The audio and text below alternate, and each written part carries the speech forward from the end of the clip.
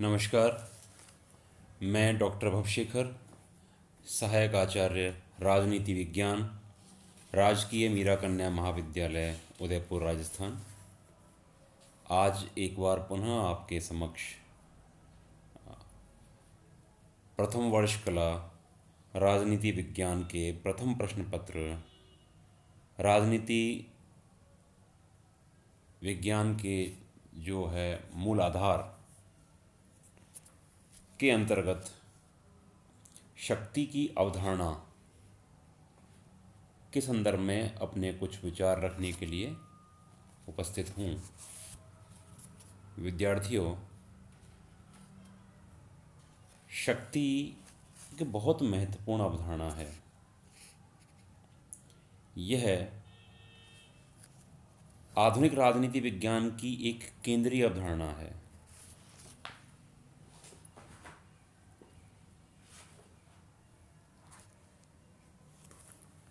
यह आधुनिक राजनीति शास्त्र का आधारभूत विचार है और इसका अध्ययन किसी भी राजनीतिक व्यवस्था को समझने के लिए आवश्यक है। यह एक ऐसा विचार है जो स्पष्टतया दो मुख्य बातों, प्रकृति का नियंत्रण और मानव नियंत्रण का विचार करता है। जहाँ प्रकृति के ऊपर शक्ति प्राप्त करना बौद्धिक शक्ति कहलाती है, वहीं राजनीतिक शक्ति एक सामाजिक शक्ति है जो राज्य पर बल देती है। ऐसी शक्ति अन्य मानवों के ऊपर नियंत्रण का विवेचन करती है, जिससे राज्य, व्यवस्थापिका, कार्यपालिका और न्यायपालिका आदि के द्वारा संपादित कार्यों और व्यवहारों को प्रभावित करता है।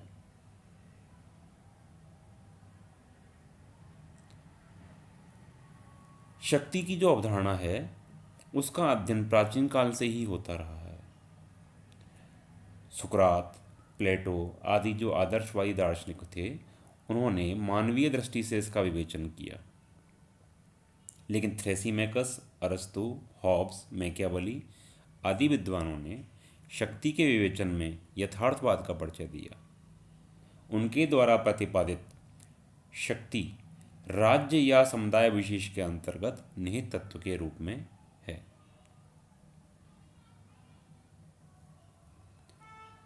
प्रारंभिक काल से ही राजनीति शास्त्र का अध्ययन शक्ति के संदर्भ में होता आया है और मनुष्य शक्ति उत्प्रेरण से प्रभावित रहा है।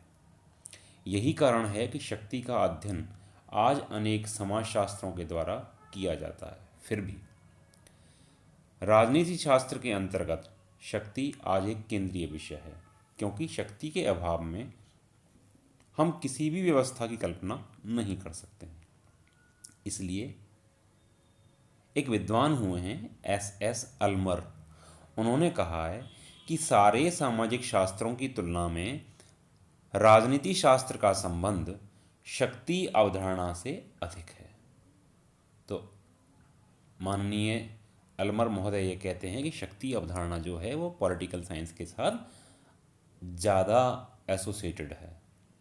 प्राचीन राजनीतिक विद्वानों से लेकर आधुनिक विद्वानों तक ने शक्ति के महत्व का अध्ययन किया है। यूनानी विचारक सुकरात, प्लेटो, अरस्तु और आधुनिक विचारक हॉब्स, मैकियावेली, इन्होंने सब ने शक्ति का अध्ययन किया। प्राचीन भारतीय धर्म ग्रंथ के अंतर्गत दंड नीति का जो वर्णन है वह शक्ति से ही संबंधित है।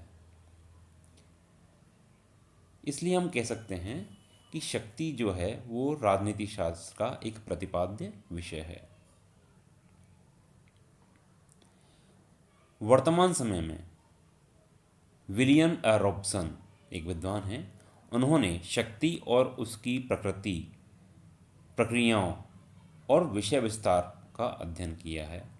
मैक्स वेबर, वेडलिन, रसेल आदि विद्वानों ने भी शक्ति का एक व्यापक अध्ययन किया है। लेकिन राजनीति शास्त्र के केंद्रीय तत्व के रूप में शक्ति का विवेचन जो है वो शिकागो संप्रदाय के मेरियम, लासवेल, मॉर्गेंथु आदि जो विद्वान हैं उन्होंने किया है। लासवेल और कापलान ने अपनी जो पुस्तक है उनकी प्रसिद्ध पावर एंड सोसाइटी के अंतर्गत शक्ति सिद्धांत का विस्तृत विवरण दिया है। एक अन्य विद्वान हैं मॉर्गेंथो, उन्होंने अपनी पुस्तक power as a political concept के अंतर्गत बताया है कि वर्तमान समाज में राजनीति शास्त्र का अध्ययन शक्ति के इर्द गिर्द हो रहा है। इस प्रकार से हम कह सकते हैं कि यदि हम इस के ऊपर नज़र डालते हैं तो हमको कहीं ना कहीं जो यह अवधारणा है व्यापक रूप में राजनीति विज्ञान के साथ संबंधित नज़र आती है और प्राचीन समय से लेकर वर्तमान समय तक विभिन्न विद्वानों ने अपने अपने विचारों के माध्यम से इस अवधारणा को स्पष्ट करने का प्रयास किया है। शक्ति, जिसे कि अंग्रेजी पर्याय के रूप में हम लोग पावर के नाम से जानते हैं। शक्ति से अभिप्राय ऐसी स्थिति से है जिसके अंतर्गत एक व्यक्ति किसी दूसरे व्यक्ति से अपनी इच्छा के अनुसार कार्य करा लेता है। पुनः दोहरा देता हूँ, शक्ति से अभिप्राय उस स्थिति से है जिसके तहत एक व्यक्ति किसी दूसरे व्यक्ति से या अन्य व्यक्ति से अपनी इच्छा के अनुसार कार्य करा लेता है। एक विद्वान हुए हैं रॉबर्ट वायरस्टेड, वे कहते हैं कि शक्ति बल प्रयोग की योग्यता है, ना कि उसका वास्तविक प्रयोग। अर्थात माननीय वायरस्टेड महोदय ने शक्ति को एक योग्यता माना है। एक अन्य विद्वान हुए हैं अर्नोल्ड ब्रैक्ट। अर्नोल्ड ब्रैक्ट कहते हैं कि शक्ति एक व्यक्ति की ऐसी योग्यता है जिसमें एक व्यक्ति दूसरे व्यक्ति से अपनी इच्छा के अनुरूप कार्य करा लेता है। कुछ इसी प्रकार की बात जो है अर्नोल्ड ब्रैक्ट महोदय ने की कि एक व्यक्ति के द्वारा किसी दूसरे व्यक्ति से अपनी इच्छा अनुरूप कार्य करा लेना। एक अन्य विद्वान हुए हैं कापलान। कापलान कहते हैं शक्ति संगठित क्रिया द्वारा किसी आयोजन को पूरा करने की एक योग्यता है। हॉब्स के शब्दों में यदि कहें तो हॉब्स कहते हैं कि शक्ति भविष्य में कुछ निश्चित लक्ष्यों को प्राप्त करने का एक वर्तमान साधन है।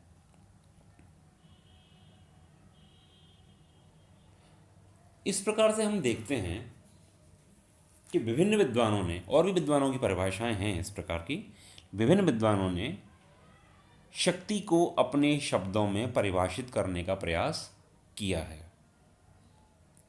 यदि इन परिभाषाओं का अध्ययन करते हैं तो इनके अध्ययन के उपरांत हमें यह ज्ञात होता है, यह स्पष्ट होता है कि शक्ति राजनीति शास्त्र के अध्ययन की एक सजीव विषय वस्तु है।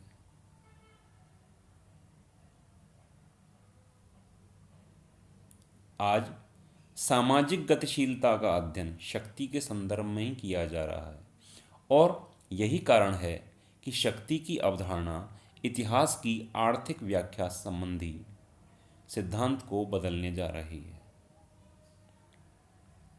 जब हम शक्ति की इन परिभाषाओं का अध्ययन करके विश्लेषण करते हैं तो हमारे समक्ष कुछ बातें उभर करके आती हैं। इन विशिष्ट बातों को हम शक्ति की आधारभूत विशेषताओं के रूप में प्रस्तुत कर सकते हैं। जो पहली विशेषता हमको शक्ति की ज्ञात होती है वह है उच्च अधीनस्थ संबंध। अर्थात शक्ति जो है वो दो के बीच में, उच्च और अधीनस्थ, इन दो के मध्य का संबंध है। शक्ति के प्रयोग में प्रयोगकर्ता एवं प्रभावित व्यक्ति के मध्य उच्च और अधीनस्थ का संबंध पाया जाता है। अर्थात एक व्यक्ति शक्ति का प्रयोग करेगा लेकिन किसी दूसरे व्यक्ति के ऊपर, तो जो शक्ति प्रयोग कर रहा है वह उच्च है और जिसके ऊपर शक्ति का प्रयोग किया जा रहा है वह निम्न है। दूसरी जो विशेषता उभरती है वह है सामान्य जन के ऊपर प्रयोग। अर्थात शक्ति का प्रयोग मूल रूप से सामान्य जनता के ऊपर किया जाता है। जो भी नियम कानून कायदे बनते हैं वह सब सामान्य जनता मास के लिए बनाए जाते हैं। तीसरी विशेषता जो उभर के आती है वह है मनोवैज्ञानिक संबंध। अर्थात शक्ति का प्रयोग होने वाले मानव समूह एवं प्रयोगकर्ता के मध्य मनोवैज्ञानिक संबंध पाया जाता है।